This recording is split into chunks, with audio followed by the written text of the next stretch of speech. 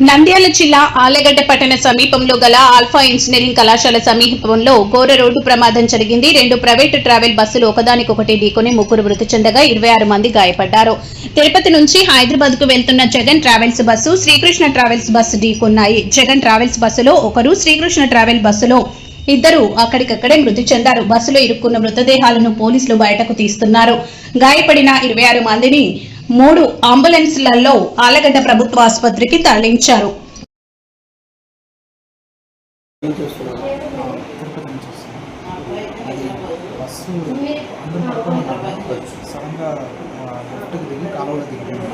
వెనక నుంచి ఎవరో గుద్దారని చెప్పారు. ఇంకా మెల్లగా బస్సు నుంచి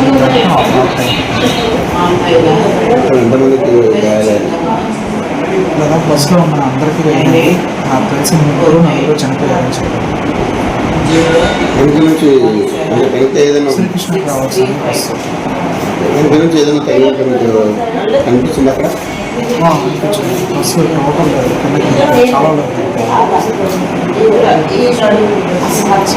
ఈరోజు 2:30 పెద్ద కందుకూరు మెట్ట వద్ద గల ఆల్ఫా ఇంజనీరింగ్ కాలేజీ వద్ద Jagan travels bus plus Srikrishna travels bus 2 ఢీకొట్టడం జరిగినది.